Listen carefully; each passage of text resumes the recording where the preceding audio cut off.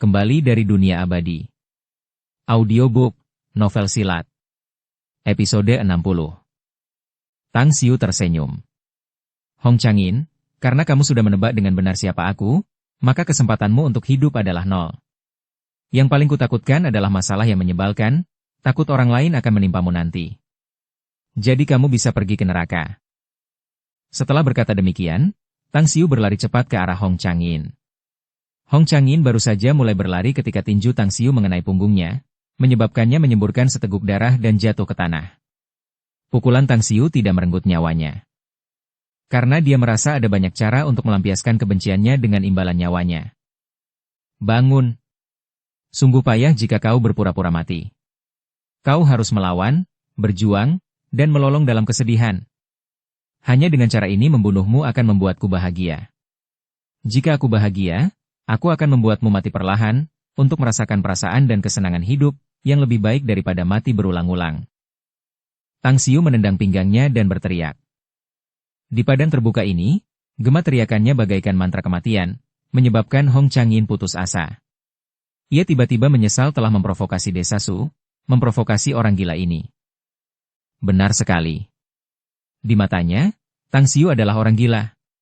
Karena hanya orang gila yang akan membunuh dengan cara brutal dan kejam, menikmati teriakan mangsanya yang meronta, sedih, dan tanpa kegembiraan. Kakak, kenapa kita tidak membuat kesepakatan saja? Hong Changin berjuang untuk berdiri. Melihat Tang Xiu tidak terus memukulnya, dia segera berteriak panik. Tang Xiu sengaja membuat gerakan mengancam, tetapi setelah mendengar kata-katanya, dia berpura-pura tertarik sambil tersenyum dan berkata, kamu ingin membuat kesepakatan? Kamu sudah mati. Apa yang bisa kamu tawarkan padaku? Apakah kamu ingin menggunakan uang untuk membeli hidupmu? Hahaha, itu sangat mustahil. Tahun depan hari ini akan menjadi peringatan kematianmu. Bahkan jika Kaisar Surgawi datang, aku akan tetap membunuhmu. Ekspresi Hong Changin hancur. Namun, dia tetap berteriak. Tidak. Jika kamu tidak menginginkan uang, aku bisa memberimu keuntungan lain. Bagaimana kalau kamu ikut denganku? Jika Changin ini berhasil, kamu akan sama, menikmati kekayaan dan kemuliaan bersamaku. Aku bisa membiarkanmu mendapatkan semua yang kamu inginkan di Kabupaten Qinghe. Plak. Tang Xiu melesat dan menamparnya beberapa kali dengan keras, menyebabkan mulutnya penuh darah. Kemudian, dia berhenti dan mencibir. Apakah menurutmu aku orang gila? Seorang idiot sialan? Hehe, jika aku melepaskanmu hari ini, aku mungkin tidak akan punya waktu untuk menikmati kesenangan, kekayaan, dan kemuliaan itu. Kau mungkin akan membunuhku, bukan? Hong Changin baru saja terpikir hal ini. Namun, saat mendengar jawaban Tang Xiu, ia langsung putus asa. Karena rasa takut, pinggangnya sakit, dan nyeri hebat di sekujur tubuhnya. Ia hampir menangis saat menjawab. Kakak. Lalu, apa yang kau inginkan? Katakan padaku, aku akan memberikannya padamu. Tang Xiu memukulnya lagi dan membantingnya ke tanah. Dia berjalan ke arahnya, menginjak kepalanya dan mencibir. Katakan padaku, siapa kaki tanganmu di rumah sakit daerah yang menolak merawat penduduk Desa Su? Hong Changin langsung menyadari bahwa pria di depannya benar-benar seseorang dari Desa Su. Namun, dia tidak punya pilihan selain membungkuk di bawah atap. Dia benar-benar takut Tang Xiu akan membunuhnya di hutan belantara ini, melemparkan tubuhnya untuk memberi makan binatang buas. Saya Zhong Tao, Wakil Presiden Rumah Sakit Daerah. Dia menjadi Wakil Presiden berkat bantuan paman saya. Kalau ada yang ingin Anda ketahui, aku akan memberitahu Anda. Zhong Tao? Tang Xiu mengingat nama itu. Dia mengangkat kakinya dari kepala Hong Changin dan mendengus dingin. Aku tidak akan membunuh hari ini, tetapi aku harus menemukan cara agar kau mengingat hari ini selama sisa hidupmu. Itu benar. Kau bilang kau mencintai wanita ya? Aku harus memotong penis sialanmu, jadi kau akan menjadi Kasim. Pupil mata Hong Changin mengecil. Tanpa disadarinya, dia meringkuk dan memohon. Kakak, kumohon jangan. Aku baru berusia 32 tahun. Aku bahkan belum punya anak. Kakak, kumohon ampuni aku dan jangan menghukumku terlalu keras. Jika aku menjadi Kasim, garis keturunanku akan terputus. Tang Xiu mencibir. Bukankah kau masih memiliki kepala komisaris daerah itu, pamanmu? Dia pasti punya seorang putra. Tidak, dia hanya punya seorang anak perempuan. Hong Changyin menjawab dengan cepat. Bab 245, menyelesaikan masalah dengan kekerasan. Tang Xiu menginjak-injak tubuh Hong Changyin berulang kali, membuatnya berteriak berulang kali. Kemudian dia menyuruhnya duduk di lantai, duduk di depannya dan berkata dengan senyum berseri-seri. Aku tidak berpikir garis keturunan keluarga Hong akan terputus. Tahukah kamu mengapa? Saat ini, Hong Changyin benar-benar takut pada Tang Xiu. Belum pernah sekalipun ia melihat orang yang begitu kejam dan gila seperti dia. Ia sangat khawatir dengan hidupnya sendiri. Namun, ia tidak berani melawan atau melawan. Ia hanya bisa tersenyum kaku. Kenapa? Karena kamu masih punya ayah. Kalau tidak salah, ayah dan pamanmu masih hidup, ya? Sekalipun kamu sudah tidak lagi menjadi laki-laki, mereka masih bisa mencari wanita untuk melahirkan anak-anak mereka di usia mereka. Kalau tidak ada anak yang dikandung, maka itu akan menjadi nasib buruk keluarga Hongmu. Semakin cemas Hong Changyin, semakin banyak air matanya yang keluar. Dia menggelengkan kepalanya dengan putus asa dan menangis. Saudaraku, tanganmu terlalu mulia, tolong ampuni aku. Tolong beritahu aku apa yang kau inginkan, aku akan melakukannya tanpa ragu. Tang Xiu terdiam sejenak, lalu tiba-tiba bertanya. Bagaimana kemampuan aktingmu? Hong Changyin menatap kosong. Kemudian dia langsung mengangguk senang. Bagus. Aku pasti bisa membuatmu puas. Apa yang kau ingin aku lakukan? Hubungi wakil presiden rumah sakit daerah, Zhong Tao. Suruh dia datang ke sini. Jangan lupa katakan padanya bahwa dia harus datang sendiri. Kalau ada orang lain, aku akan langsung membunuhmu dan pergi ke tempat yang jauh, kata Tang Xiu. Hong Changyin tercengang. Lalu dia menganggukkan kepalanya. Di kawasan pemukiman mewah Water Cube di Kabupaten Qinghe. Zhong Tao terbangun karena nada dering ponselnya. Ia melihat jam dan kemarahan terpancar di wajahnya. Ia mengangkat telepon dan melihat nomor yang tidak dikenal. Ia ragu sejenak sebelum menjawabnya. Ia kemudian bertanya dengan nada berat. Zhong Tao, siapa ini? Ini aku, Hong Changyin. Suara Hong Changyin terdengar dari ponsel. Zhong Tao menjawab dengan ekspresi bingung. Bos Hong, sekarang sudah sangat larut. Apakah ada yang Anda butuhkan? Bos Hong, apakah Anda ingat tentang masalah yang saya minta bantuan Anda hari ini? Itu menyebabkan masalah besar. Saya tidak bisa pergi ke Kabupaten Qinghe sekarang, jadi Anda harus mempersiapkan diri. Jangan terlalu banyak bertanya. Singkatnya, saya telah menyinggung tokoh besar. Dan, saya juga ingin meminta maaf kepada Anda. Mungkin, Anda mungkin terlibat dengan saya. Apa maksudmu?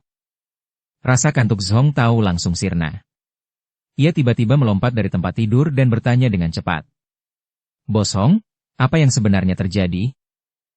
Hong Changyin tertawa getir. Keadaan khusus tidak dapat dibicarakan di telepon. Singkatnya, bahkan pamanku tidak akan dapat membantuku. Jangan sampai dia juga terlibat. Jadi impianmu untuk menjadi presiden rumah sakit daerah mungkin akan hancur. Mungkin, kau juga akan dijebloskan ke penjara. Sayangnya, ini adalah kesalahanku. Jika aku memiliki kesempatan di kehidupan selanjutnya, aku akan membalasmu. Setelah mengatakan itu, dia langsung menutup telepon. Zhong Tao terdiam dan terdiam saat mendengar suara ponselnya yang samar. Matanya berkedip lalu menghubungi Direktur Departemen Rawat Inap, berbicara dengan nada berat. Zhong Tao di sini, apakah Bos Hong Changyin masih di bangsalnya? Mohon tunggu sebentar. Beberapa menit kemudian, si penelepon kembali. Ya. Apakah Bos Hong masih di sana? Zhong Tao bertanya lagi dengan nada berat. Dia tidak ada di sana, hanya pacarnya yang tidur di bangsal. Suara itu terdengar lagi. Dalam sepersekian detik itu, Zhong Tao merasakan hawa dingin di tulang belakangnya. Ia sangat ingin mengetahui apa yang sebenarnya terjadi, jadi ia menelepon nomor yang meneleponnya sebelumnya. Beberapa detik kemudian, panggilannya diangkat. Bos Hong, tolong jelaskan padaku. Apa yang sebenarnya terjadi di sini? Saya harus segera membuang nomor ini, jadi jangan menelepon saya lagi, kata Hong Chang-in. Tunggu. Zhong Tao berteriak. Bos Hong, di mana Anda sekarang? Saya akan segera datang. Hong Chang-in menjawab dengan getir. Aku baru saja keluar dari desa Su dan bersiap untuk bersembunyi di gunung di sebelah desa terlebih dahulu sampai besok pagi, lalu aku akan meninggalkan tempat ini secepat mungkin. Tunggu aku akan segera ke sana, teriak Zhong Tao. Hong Chang-in tidak menutup telepon. Setelah terdiam beberapa menit, dia kemudian berkata perlahan. Presiden Zhong, saya percaya Anda tidak akan mengkhianati saya. Karena Anda ingin tahu masalah besar yang ditimbulkan oleh masalah ini, maka manfaatkanlah waktu ini. Saya masih berada di kaki gunung di sebelah desa Su. Ingat juga. Anda harus memastikan bahwa tidak seorang pun kecuali Anda yang tahu di mana saya berada. Dan jangan membawa siapapun bersama Anda. Dipahami? Zhong Tao menurutinya. Ia menutup telepon dan bergegas berpakaian, meraih kunci mobil dan bergegas keluar. Di kaki gunung di sebelah desa Su. Tang Xiu menepuk pipi Hong Chang-in yang bengkak dan memuji. Sial, kemampuan aktingmu benar-benar bagus. Sepertinya permohonanmu yang menyedihkan sebelumnya, untuk menyelamatkan hidupmu, juga palsu, ya? Pupil mata Hong Chang-in mengecil. Dia menggelengkan kepalanya dengan putus asa. Tidak, bukan itu. Sama sekali tidak. Kian detik itu, Zhong Tao merasakan hawa dingin di tulang belakangnya. Ia sangat ingin mengetahui apa yang sebenarnya terjadi, jadi ia menelepon nomor yang meneleponnya sebelumnya. Beberapa detik kemudian, panggilannya diangkat. Tang Xiu berpikir sejenak, lalu berkata perlahan. Kata-kata tidak bisa dipercaya. Buktikan padaku. Bagaimana aku harus membuktikannya padamu? Tanya Hong Chang-in.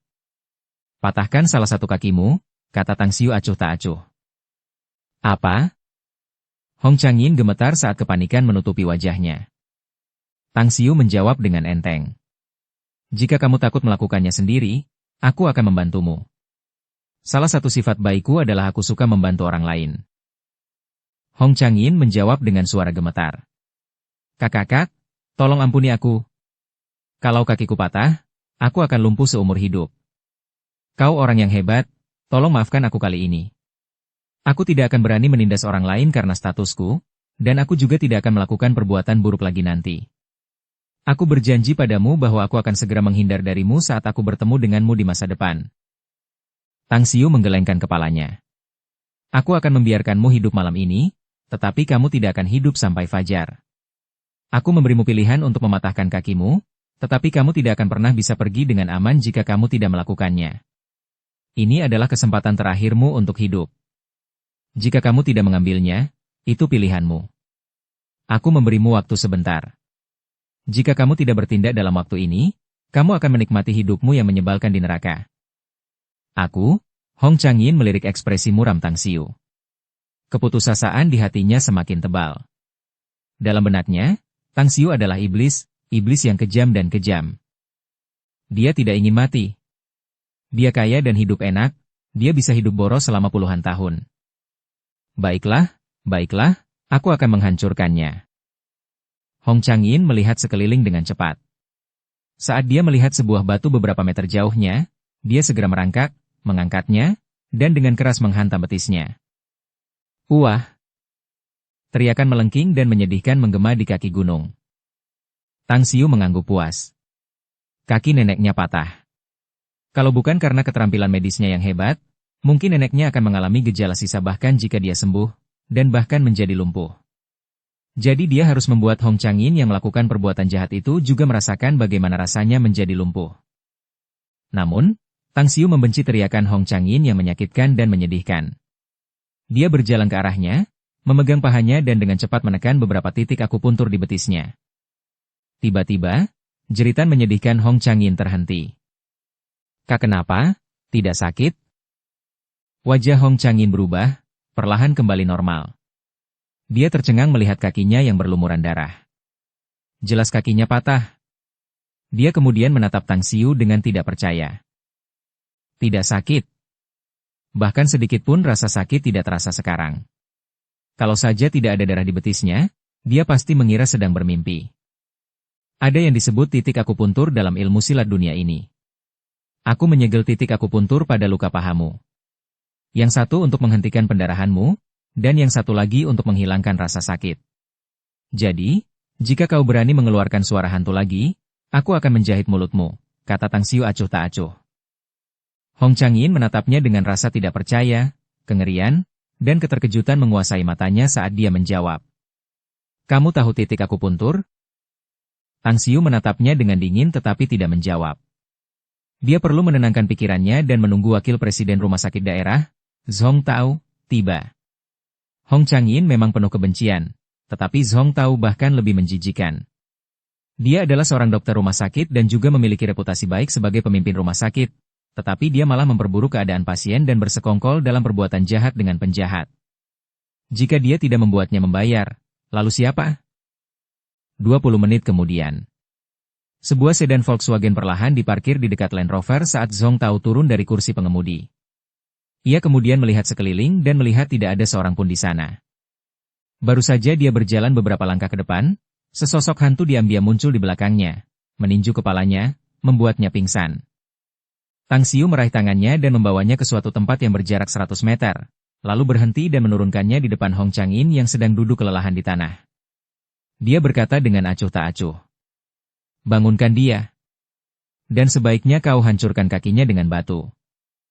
Hong Changyin ragu sejenak sebelum mengikuti perintah Tang Xiu. Dia mengambil batu itu dan menghantam kaki kiri Zhong Tao dengan keras.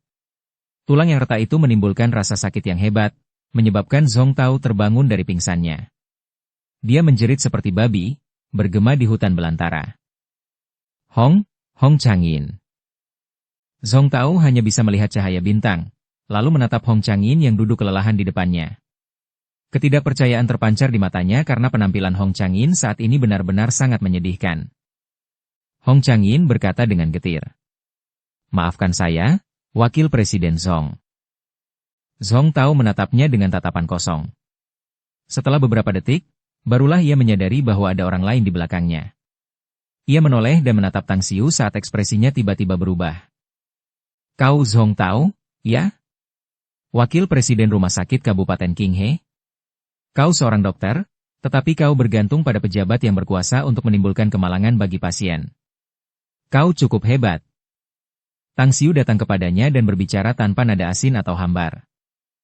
Zhong Tao berseru tanpa sadar. Siapa kamu? Tang Xiu mencibir. Siapa aku? Aku Algojo yang menegakkan keadilan atas nama surga. Seorang tukang jagal yang menghukum kejahatan dan menegakkan keadilan.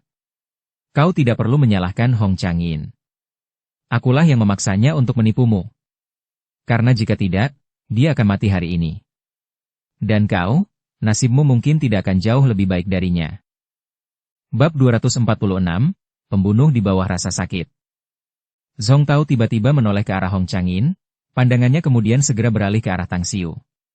Bibirnya bergerak beberapa kali saat dia berkata dengan ekspresi getir. Saya mengerti. Tuan, Anda menipu saya dan juga menghancurkan kaki saya. Saya kira Anda membalas dendam atas masalah dengan penduduk desa Su, kan? Tang Xiu tersenyum. Benar. Ini memang balas dendam. Kau harus tahu bahwa jika bukan karena bergegas ke sini dari Star City, nenekku akan terus menderita. Dia harus terus tinggal di luar ruang operasi rumah sakit, menunggu dokter-dokter terhormat itu untuk operasi. Dan para dokter terhormat itu ternyata sedang bermain, lawan tuan tanah. Penyesalan yang mendalam membuncah di dalam hati Zhong Tao, menyesali keterlibatannya dengan masalah Hong Changyin. Awalnya ia berharap bisa akur, menjilatnya. Di satu sisi, ia bisa memperoleh banyak keuntungan darinya, sementara ia juga bisa memperoleh dukungan dari Hong Changyin, berbicara untuknya di depan kepala pengadilan komisaris daerah. Semuanya itu untuk memberinya kesempatan untuk dipromosikan menjadi presiden rumah sakit daerah. Namun akhirnya dia tidak memperoleh keuntungan apapun, malah menimbulkan masalah bagi dirinya sendiri. Ia adalah seorang dokter, dan ia tahu bahwa dengan kondisi kakinya, mungkin ia akan menjadi lumpuh selama sisa hidupnya. Tang Xiu menatap Hong Changyin dan berkata dengan acuh tak acuh. Lakukan apa yang aku katakan dan aku akan membiarkanmu pergi. Hong Changyin menunjukkan ekspresi terkejut yang menyenangkan dan buru-buru bertanya. Ada apa? Tolong beritahu aku. Tang Xiu berkata, "Aku telah menghajarmu habis-habisan, membuatmu sangat menderita kali ini. Sekarang kau bisa melihat dan merasakannya sendiri. Ketika orang lain melihatmu, mereka akan mengingatnya seumur hidup. Jadi aku ingin kau melakukan hal yang sama dengan orang bermarga Zhong ini. Jangan khawatir, dia akan melawan. Jika dia melawan, aku akan menggunakan batu ini untuk menghancurkan kakinya yang lain." "Kamu berani?" Zhong Tao memelototi Hong Changyin. Alih-alih menjawab, Hong Changyin meraih dahan yang dilemparkan Tang Xiu kepadanya. Dia duduk dan dengan jahat membungkuk ke arah Zhong Tao. Setiap orang mementingkan dirinya sendiri, dan iblis akan mengambil yang paling belakang. Untuk menghindari bahaya, apalagi memukul Zhong Tao dengan kejam, dia bahkan tidak akan ragu jika Tang Xiu menyuruhnya untuk membunuhnya. Plak plak plak. Hong Changyin memukul Zhong Tao hingga ia berguling-guling di tanah sambil berteriak. Setelah memukulinya selama 2 atau 3 menit, Zhong Tao mengalami memar parah dan sangat menderita. Baru kemudian ia berhenti. Ia kemudian menatap Tang Xiu dengan penuh harap. Tang Xiu tersenyum tipis. Ia mengangkat ibu jarinya dan berkata, "Bagus sekali. Kau cukup kejam. Kau bahkan berani memukulinya hingga dalam kondisi menyedihkan seperti itu demi mempertahankan hidupmu yang malang. Baiklah, kalian berdua boleh pergi. Namun, ingatlah. Jika kau ingin membalas dendam, kau bisa menemuiku. Namaku Tang Xiu, orang yang sangat biasa dan ramah. Tentu saja, kau harus siap mati jika ingin membalas dendam padaku." Setelah mengatakan itu, dia menyalakan Land Rover dan melaju pergi. Setelah menempuh jarak 2 kilometer, Tang Xiu menghentikan mobilnya di pinggir jalan dan mematikannya. Dia kemudian diam-diam kembali ke tempat Hong Changyin dan Zhong Tao berada, melihat mereka berbaring diam di atas rumput. Dia tidak takut akan balas dendam mereka. Namun, dia takut mereka akan melibatkan neneknya, jadi dia ingin mendengar apa yang akan mereka rencanakan setelah dia pergi. Melihat Land Rover yang menghilang, Zhong Tao menatap Hong Changyin dengan penuh kebencian. Dia berteriak keras. "Yang bermarga Hong, aku membantumu dalam urusan terkutukmu dan kau tiba-tiba membalasku seperti ini. Hebat, kau hebat. Jika aku tidak melunasi hutangku hari ini, bahkan jika kau kaya dan berkuasa, aku juga akan menyeretmu kembali bahkan jika aku mati. Tunggu saja aku, idiot."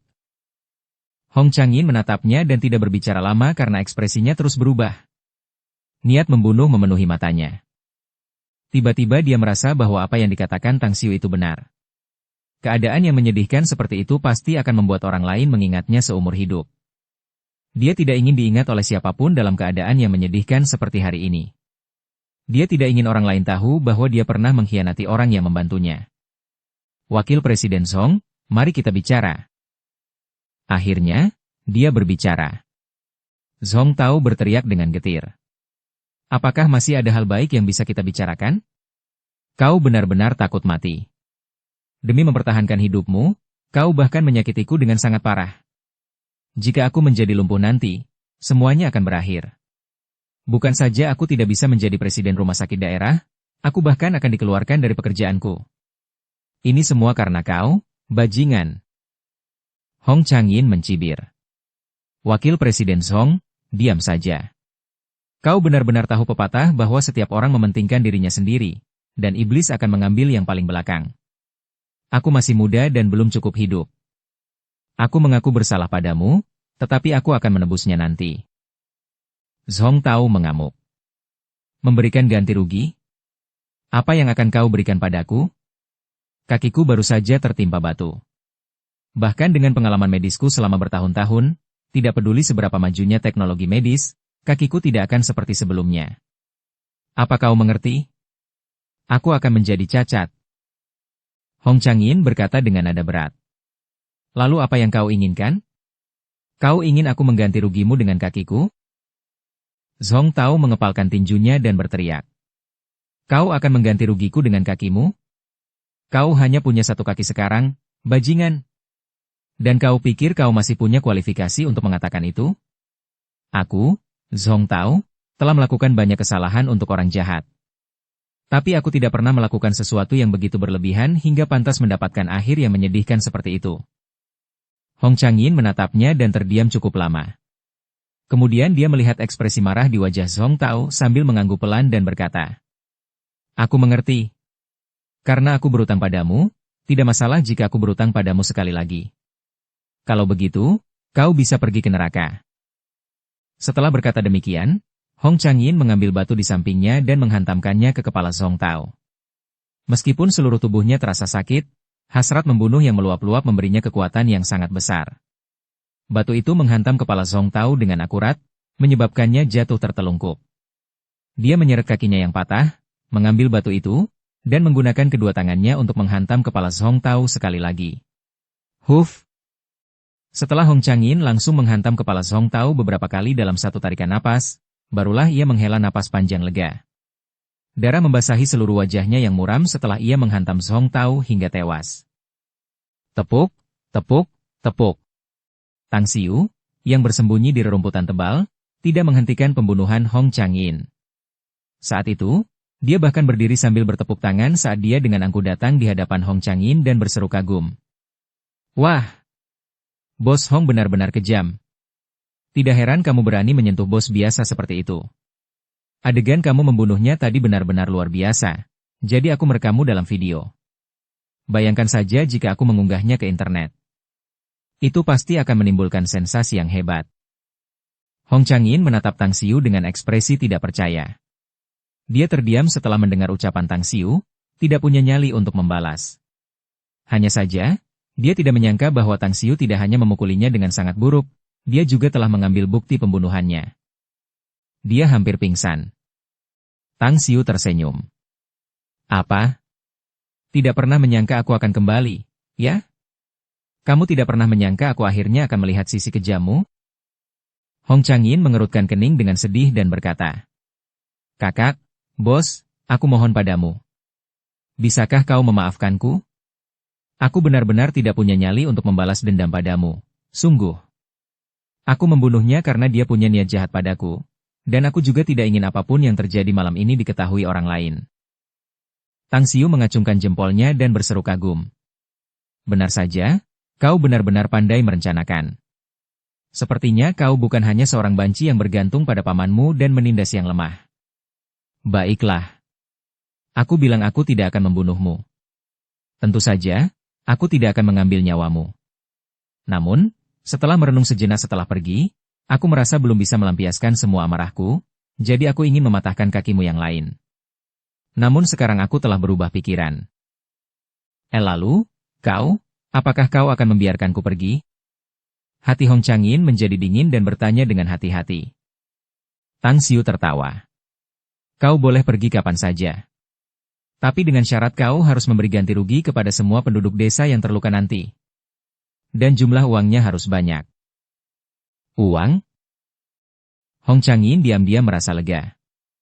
Ia menepuk dadanya dan berjanji. "Jangan khawatir, aku pasti akan secara pribadi." "Tidak. Aku pasti akan mengirim orang untuk membayar ganti rugi kepada penduduk desa itu. Aku juga akan segera menghentikan proyek itu. Di masa depan, aku jamin bahwa siapapun yang berani membuat masalah bagi desa Su harus melewati Hong Changyin ini terlebih dahulu. Apa kau puas dengan ini?" Tang Xiu mengangguk puas. Ia mengulurkan tangannya untuk mengangkat Hong Changyin, sambil berkata, "Kakimu patah. Jika kau membiarkannya seperti itu, orang-orang akan mengetahuinya. Selain itu, untuk membantumu mengurus mayat, aku akan mengirimmu kembali ke rumah sakit Kabupaten Qinghe dan kembali ke sini untuk membersihkan kekacauan ini." Hong Changyin bertanya, "Apa kau benar-benar tidak akan mengungkapkan pembunuhan itu? Asalkan kau menepati janjimu, aku akan menyembunyikannya untukmu," kata Tang Xiu acuh tak acuh. Terima kasih, kakak," kata Hong Changyin penuh rasa terima kasih. Tang Xiu meliriknya dengan ekspresi mengejek. Dia menggendongnya ke mobil yang diparkir dan kemudian melaju dengan kecepatan tercepat dan diam-diam mengirimnya kembali ke bangsal rumah sakit daerah. "Kakak, apakah kamu akan mengajakku keluar seperti ini?" Hong Changyin dikirim kembali ke bangsal rumah sakit dan mendapati pacarnya tidak ada di sana. Dia segera bertanya kepada Tang Xiu yang hendak pergi. Tang Xiu berbalik dan berkata dengan ringan, Apakah ada masalah dengan itu?" Hong Changyin menelan ludahnya dengan putus asa. Dia menggelengkan kepalanya dengan kuat. Tang Xiu dengan mudah naik ke departemen rawat inap di lantai 3 dan dengan mudah mengirimnya kembali melalui jendela. Dia sangat terkejut, tetapi dia tidak berani mengungkapkannya. Dia menakutkan. Seorang monster. Tang Xiu berkata dengan acuh tak acuh. Baik lantai 3 atau 13 yang kau katakan, aku bisa membawamu keluar dan mengirimmu kembali dengan mudah jika aku mau. Kau tidak akan berani membayangkan apa yang bisa kulakukan dengan kemampuanku. Baiklah, urus masalahmu, dan aku akan memikirkan solusi untuk menyelesaikan masalahmu yang lain. Setelah berkata demikian, sosoknya langsung menghilang melalui jendela dan lenyap dalam kegelapan malam. Hong Changin berjalan ke jendela dengan kakinya yang lumpuh, menatap langit yang gelap gulita di luar. Ketakutan di dalam hatinya tidak berkurang sedikit pun. Dia takut akan hal yang tidak diketahui, takut Tang Xiu akan menarik kembali kata-katanya dan memberikan bukti pembunuhannya kepada polisi atau mengunggahnya di internet. Saya tidak punya kemewahan untuk berpikir sebanyak itu. Saya harus merawat cedera saya dan mencari alasan untuk melewati ini. Setelah berpikir beberapa menit, Hong Changin menghubungi nomor telepon seluler dan berbicara dengan nada yang dalam. Huzi, bangun. Cepat ke sini. Sendirian. Bawa juga batu dan langsung ke bangsalku. Cepat. Bab 247, Acara Besar Desa Su. Tang Xiu kembali ke gunung dekat Desa Su. Ia kemudian membuang mayat Zhong Tao untuk dimakan binatang buas di daerah terpencil di gunung. Ia kemudian kembali ke tempat mobilnya diparkir dan mengerutkan kening. Dia mengurus mayat. Tapi bagaimana dia harus mengurus mobil? Setelah ragu-ragu cukup lama, ia memutuskan untuk mengemudikan mobilnya jauh-jauh. Ia ingat ada sebuah danau kecil sekitar beberapa kilometer jauhnya. Jadi, melempar mobilnya ke danau itu seharusnya tidak menjadi masalah. Setelah lebih dari 1 jam kemudian fajar pun tiba saat Tang Xiu akhirnya menghapus semua jejak dan mengendarai mobilnya kembali ke Desa Su. Yo, bukankah kamu Xiu kecil? Tepat saat Tang Xiu menghentikan mobilnya, seorang paman lewat dan mendekat. Dia berputar mengelilingi mobil 2 kali dan kemudian matanya tertuju pada Tang Xiu.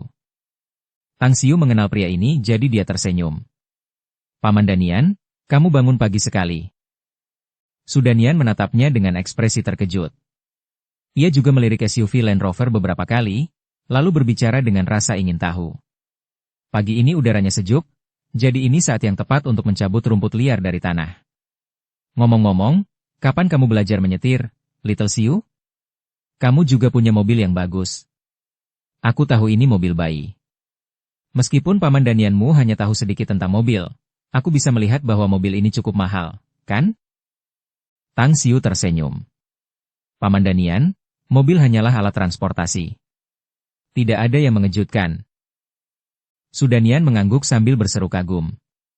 Orang-orang di negara kita suka mengendarai mobil bagus, dan mereka semua suka berpura-pura menjadi orang hebat, membandingkan diri mereka dengan orang lain. Kamu punya watak yang baik, sama seperti saat kamu masih kecil.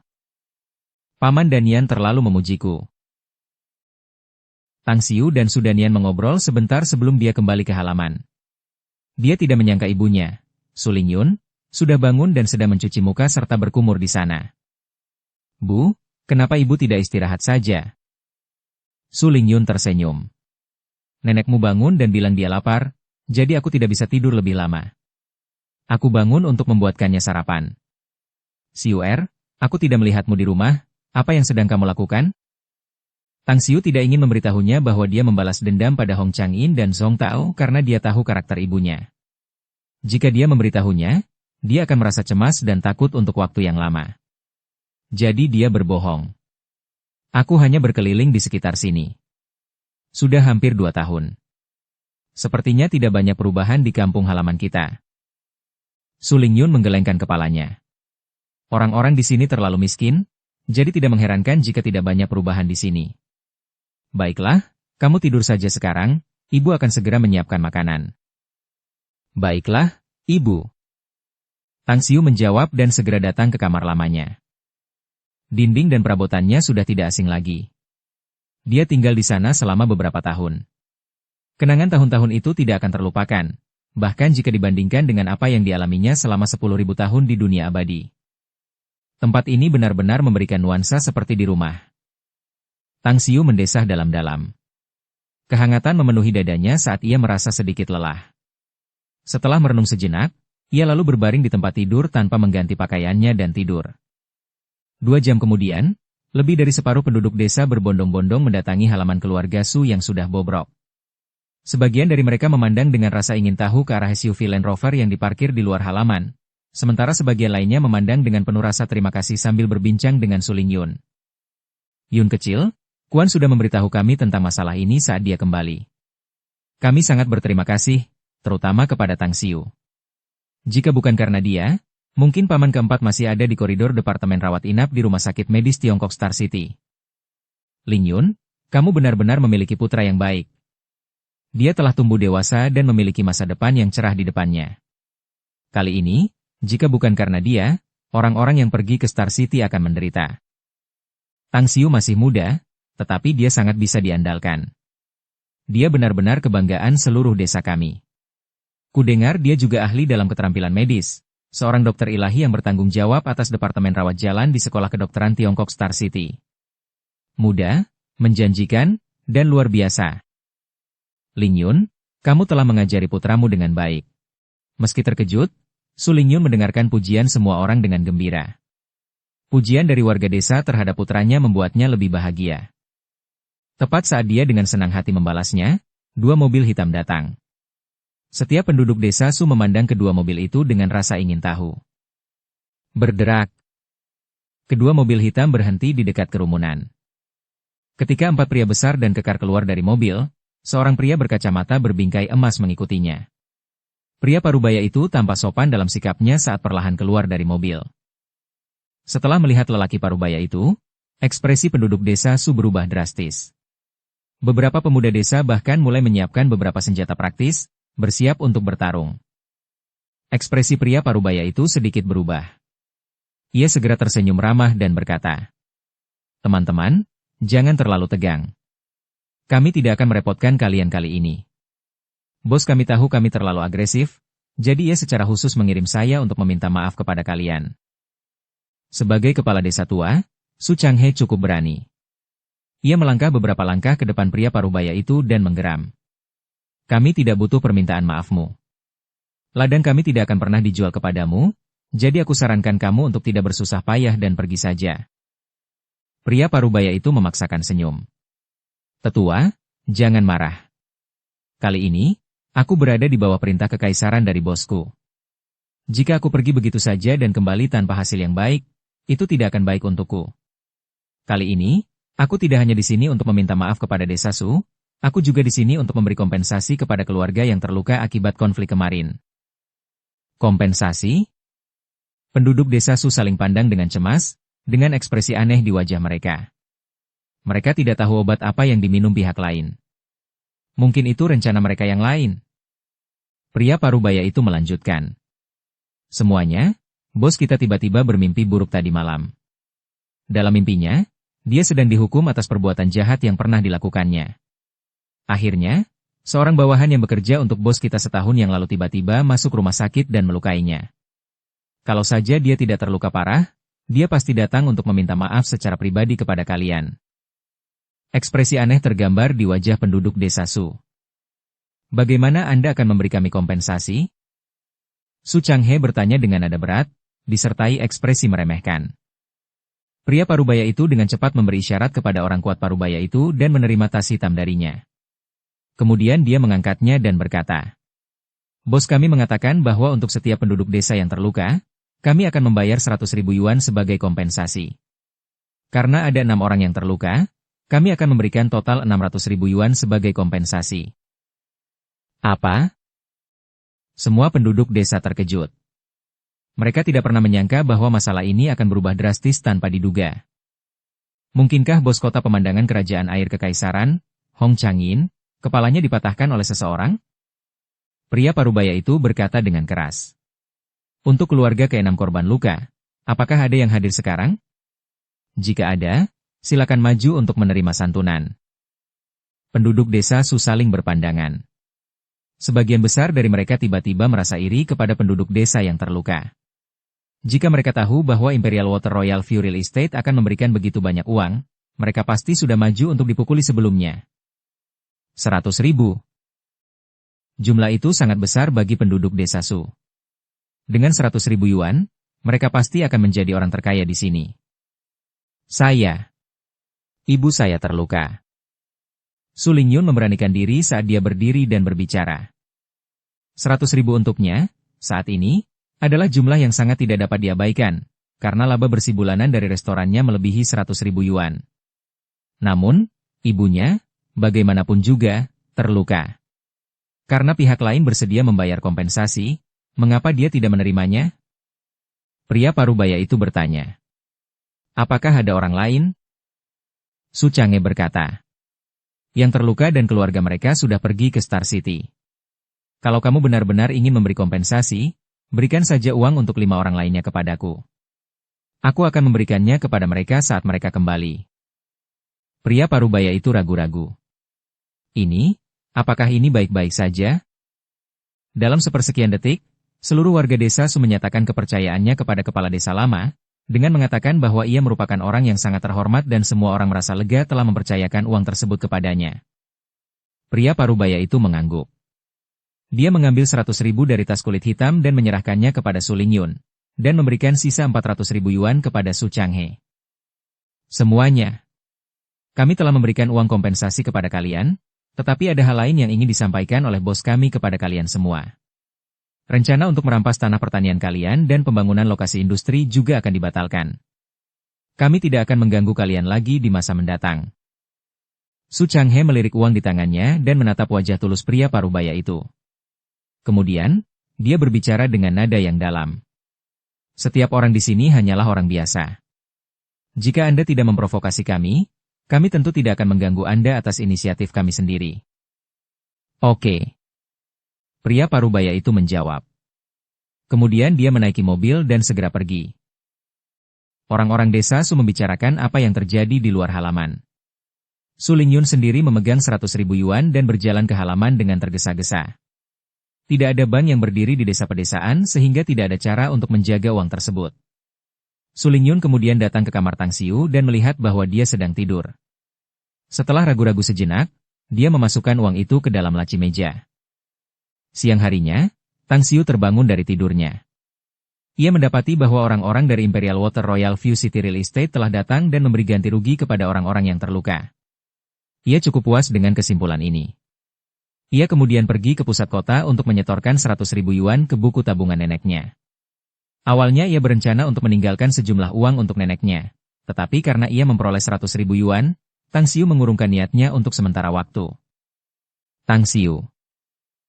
Su Ben dan Su Quan datang ke halaman.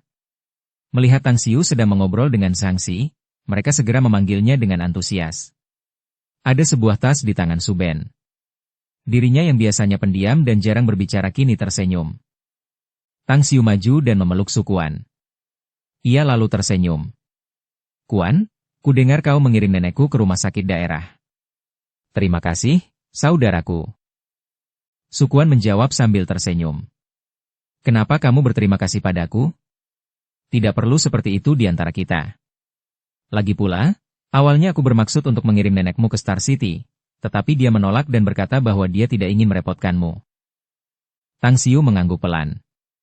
Ia lalu melihat tas di tangan Su Ben dan bertanya. Kakak Ben, mungkinkah ada rumput naga perak di dalam tas itu? Ya. Saya baru saja pulang dan mencari-cari serta menemukan 16 jenis rumput naga perak. Selain itu, Su Quan dan saya pergi ke gunung pada pagi hari dan menemukan selusin jenis lagi. Total ada 28 jenis dalam tas ini. Kata Su Ben. Bab 248, Nilai Tes Masuk Perguruan Tinggi. Tang Xiu mengambil tas itu dan melihat semua rumput naga perak di dalamnya. Setelah mengamati selama beberapa detik, dia mengangguk.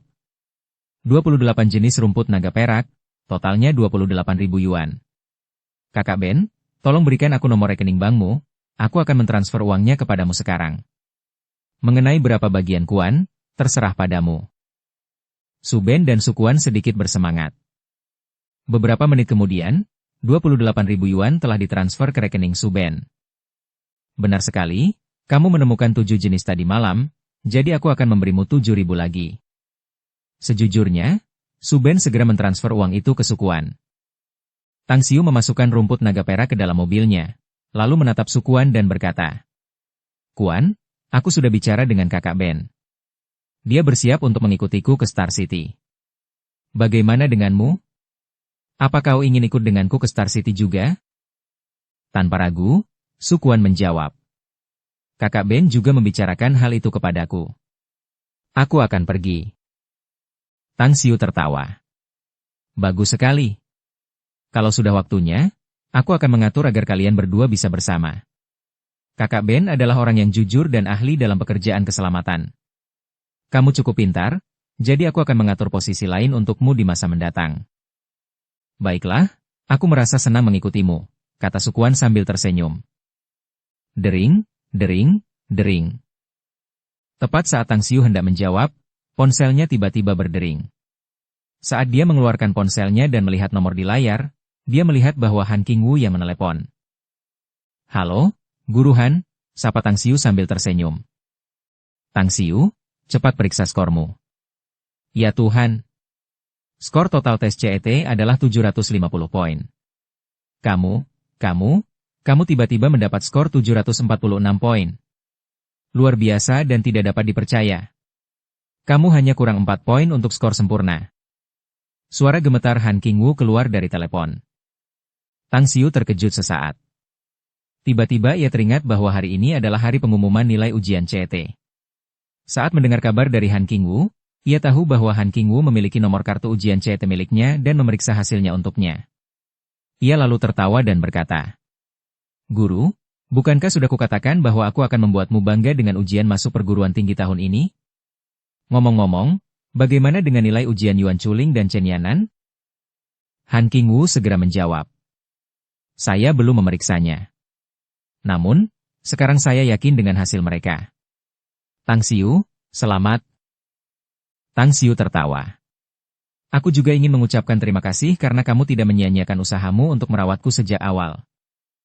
Han Qingwu tertawa dan menjawab, "Baguslah kalau kamu tahu. Tapi, di mana kamu sekarang? Aku ingin mentraktirmu makan untuk merayakan hasil tesmu yang bagus." "Saya di kota asal saya. Ada kecelakaan di sini." "Baiklah, saya akan menelepon Anda saat saya kembali ke Star City," kata Tang Xiu. "Baiklah," kata Han Qingwu. Han Qingwu menutup telepon. Tang Xiu kemudian mencari nomor kartu ujiannya untuk memeriksa hasil ujiannya. Dia cukup puas. Selain sastra dan bahasa yang kurang 4 poin dari hasil sempurna, semua mata pelajaran lainnya sempurna. Dering, dering, dering.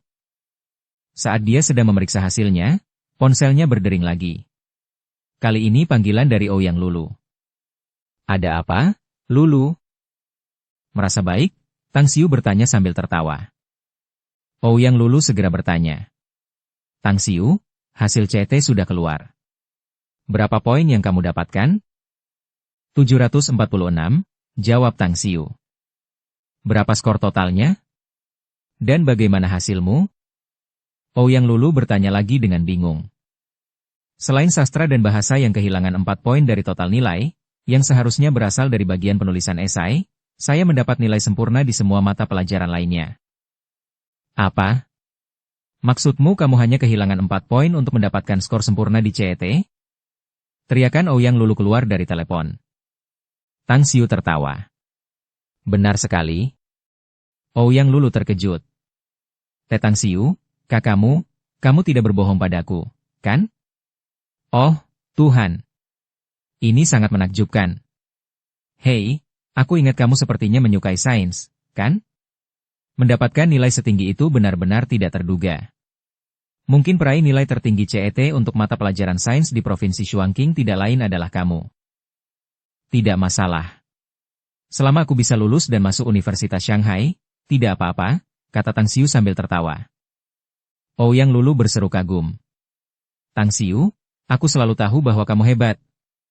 Tapi aku tidak pernah menyangka bahwa kamu akan sehebat ini. Ngomong-ngomong, kapan kamu akan datang ke Pulau Jingmen? Aku akan mengajakmu makan malam untuk merayakannya." Tang Xiu ragu sejenak lalu tersenyum kecut. "Ketika aku selesai dengan urusan di sini, aku akan pergi ke sana untuk mencarimu." "Hebat." Ouyang Lulu tertawa gembira. Berdiri di sampingnya, Su Ben dan Sukuan terkejut dan tercengang sejak Tang Xiu memeriksa skor CT. Saat Tang Xiu dan Ouyang Lulu selesai berbicara di telepon, keduanya masih belum pulih dari keterkejutan. Mereka sebelumnya adalah mahasiswa, jadi mereka secara alami memahami arti mendapatkan 746 poin di CT. Bao. Tepat saat Sukuan hendak berbicara, ponsel Tang Xiu berdering lagi. Tang Xiu menatap layar ponselnya. Senyum masa muncul di wajahnya. Dia menatap Sukuan, menggelengkan kepalanya dan menjawab telepon, berkata, "Zheng Yu, ada apa?" "Tang Xiu, skor CT sudah keluar, sudahkah kamu memeriksanya? Berapa banyak poin yang kamu dapatkan?" 746. Berapa banyak? 746. Ya Tuhan. Dalam 40 menit berikutnya, Tang Xiu menerima lebih dari 20 panggilan telepon. Semuanya, tanpa kecuali, hanya untuk menanyakan nilai ujian Tang Xiu. Bahkan Presiden Rumah Sakit Medis Tiongkok Star City, Li Hongji, juga menelepon untuk menanyakannya. Ketika mereka mendengar bahwa ia memperoleh 746 poin dalam CET-nya, masing-masing dari mereka terkejut hingga sulit bagi mereka untuk pulih darinya. Mereka semua tahu bahwa Tang Xiu sangat hebat. Luar biasa dalam segala hal. Tetapi, bahkan dalam mimpi mereka tidak pernah menyangka kalau prestasi akademik Tang Xiu yang baik akan seburuk ini. Namun, Tang Xiu juga tahu dari Yuan Chuling dan Cheng Yanan tentang hasil CET mereka. Yuan Chuling memperoleh skor 663 poin, dan menurut nilai kelulusan sarjana tahun sebelumnya, akan mudah baginya untuk lulus ujian masuk universitas. Bahkan jika ia tidak dapat mengikuti ujian untuk universitas ternama, tidak akan menjadi masalah baginya untuk masuk ke kelas 2. Sedangkan untuk Cheng Yanan, hasil CET-nya adalah 674 poin, ia lebih mungkin untuk dapat masuk ke universitas ternama daripada Yuan Chuling. Pada saat ini, Su Lingyun keluar dari dapur. Saat melihat Tang Xiu berbicara dengan Su Ben dan Sukuan, dia langsung tersenyum. "Su Ben, Sukuan, kalian berdua tinggal untuk makan siang. Dan, Xiuer, aku baru ingat bahwa ada sesuatu yang sangat penting terjadi hari ini, tetapi aku lupa apa itu. Kamu bilang bahwa keluarga kita." Tang Xiu menyela sambil tersenyum, berkata, "Bu, aku baru saja memeriksa skor CT-ku. Dari total skor 750 poin, aku mendapat 746 poin." Su Lingyun menatap kosong sejenak saat matanya langsung berubah seperti saus. Ketidakpercayaan meledak dari matanya. Tangannya dengan cepat mengusap celemeknya saat dia berlari ke arah Tang Xiu, meraih kedua lengannya dan buru-buru berteriak. "Berapa banyak? Berapa banyak poin yang kamu dapatkan dalam ujianmu?" 746, Bu. Selisihnya hanya 4 poin dari nilai sempurna. Su Lingyun menatap Tang Xiu dengan linglung. Kedua matanya berkaca-kaca. Saat dia melepaskan pelukannya, dia berjongkok di tanah dan menangis. Tang Xiu berjongkok dan memeluk bahunya dengan lembut. Dia tahu bahwa ibunya menangis karena sangat bahagia. Dia tidak mengatakan apapun untuk menghiburnya dan memeluknya dengan lembut, membiarkannya melampiaskan semua yang ada di dalam hatinya. Su Ben dan Sukuan saling berpandangan dan diam-diam pergi. Hanya semenit kemudian Su Lingyun berhenti menangis. Dia mendongak dengan wajah pucat penuh air mata dan berkata dengan penuh semangat, "Sonny, kau yang terbaik." Tang Xiu tertawa. "Bu, ibu adalah orang terbaik di hatiku." Di Rumah Sakit Umum Utama Star City, Sun Wanjing sedang memegang laporan hasil pemeriksaan di tangannya. Dia keluar dari gedung rumah sakit dengan linglung. Di luar gedung, semua anggota keluarga Sun berdiri dan menunggu. Semua mata menatapnya tajam, menatap salinan laporan di tangannya. Melihat ekspresinya, firasat buruk muncul di hati seluruh keluarga Sun. "Wanjing, apa hasilnya?" Sun Jianhai melangkah ke arahnya dan bertanya dengan cemas. Sun Wanjing menyerahkan laporan hasil pemeriksaan kepadanya dan menjawab dengan ekspresi kosong. "Lihatlah sendiri, kakak." Sun Jianhai segera mengambilnya. Ekspresi tidak percaya tergambar di wajahnya saat ia membacanya. Ekspresi itu bertahan selama beberapa detik sebelum ekspresi kegembiraan muncul di wajahnya. Tidak ada sel kanker. Kankernya sudah disembuhkan. Ekspresi tidak percaya yang sama juga terlihat di wajah Sun Jianjun, Sun Wenmin, dan wanita tua itu. Mereka bergegas membaca laporan itu karena raut wajah mereka langsung dipenuhi dengan kebahagiaan. Pada saat ini, Sun Wanjing akhirnya terbangun dari keterkejutannya. Wajah tampan Tang Xiu muncul di benaknya. Dia mengepalkan tangannya dengan kuat saat dia berteriak, tersenyum. Seluruh keluarga kita harus berterima kasih kepada Tang Xiu dengan sangat baik. Orang-orang mengatakan bahwa dia adalah seorang dokter dewa, tetapi meskipun aku tahu dia sangat terampil, aku tidak mempercayainya sepenuhnya sebelumnya. Tetapi sekarang, aku benar-benar percaya bahwa dia adalah seorang dokter dewa, yang jauh lebih kuat daripada dokter dewa biasa. Sun Jianhai mengangguk dengan sungguh-sungguh. Benar. Karena mampu menyembuhkan kanker hati stadium menengah, dia jelas merupakan dokter ilahi paling kuat di dunia. Namun, dia tidak ingin kita mempublikasikan masalah ini dan harus merahasiakannya untuknya. Sejujurnya, saya setuju dengan keputusannya, karena jika masalah ini tersebar, bahwa dia dapat menyembuhkan kanker, manfaat besar akan datang padanya, tetapi itu juga akan membawa masalah besar.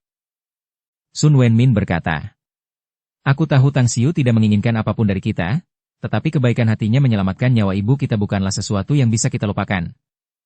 Oh, benar. Bukankah kakak berkata bahwa meskipun dia memberikan layanan medis di Rumah Sakit Medis Tiongkok Star City, dia juga seorang mahasiswa yang baru saja mengikuti CET? Nah, nilai CET baru saja keluar hari ini. Jika dia tidak mendapatkan hasil yang bagus, aku akan menghubungi kontakku untuk mengizinkannya masuk ke salah satu universitas ternama. Aku punya teman lama, teman sekelas. Dia mengajar di salah satu universitas ternama di Beijing, dan suaminya adalah dekan universitas itu. Jadi dia seharusnya mendapat kuota khusus. Sun Jianhai berpikir sejenak sebelum mengangguk. Wanjing, telepon Tang Xiu dan tanyakan padanya berapa poin yang dia dapatkan di CET-nya. Jika skornya tidak cukup tinggi, biarkan Wenmin menelepon temannya untuk mengurusnya. Baiklah. Sun Wanjing mengangguk dan menghubungi nomor Tang Xiu.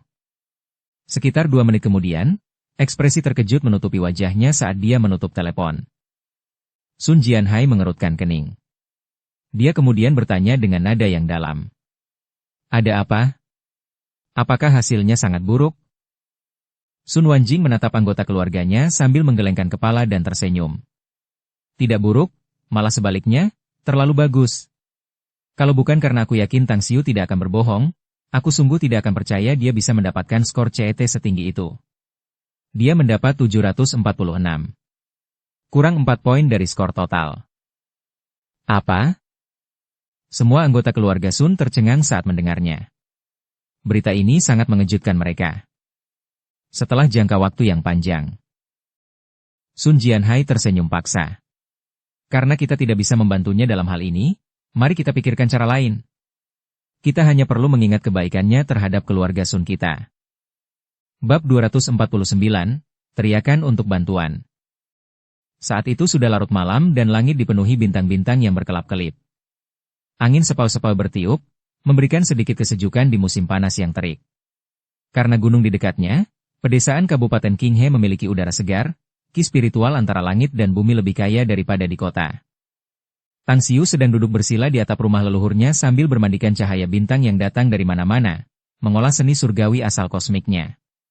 Saat ini, ia telah mencapai puncak tahap penguatan kulit dan dapat menerobos ke tahap penguatan daging kapan saja. Oleh karena itu, ia tidak ingin menunda kultivasinya meskipun ia sibuk setiap hari. Dering, dering, dering. Nada dering telepon genggamnya berdering keras, tiba-tiba membangunkannya dari kondisi kultivasinya. Tang Xiu mengeluarkan ponselnya, sedikit terkejut saat melihat nomor itu. Tiba-tiba dia teringat janjinya pada Yuan Zhengshuan yang belum dia tepati hingga sekarang. Paman Yuan, kata Tang Xiu. Suara Yuan Zhengshuan yang mendesak terdengar dari telepon. Tang Xiu, di mana kamu? Bisakah kamu menyelamatkan Little Ling? Bersambung ke episode 61. Dukung kami dengan subscribe, follow, like, komen dan share. Terima kasih.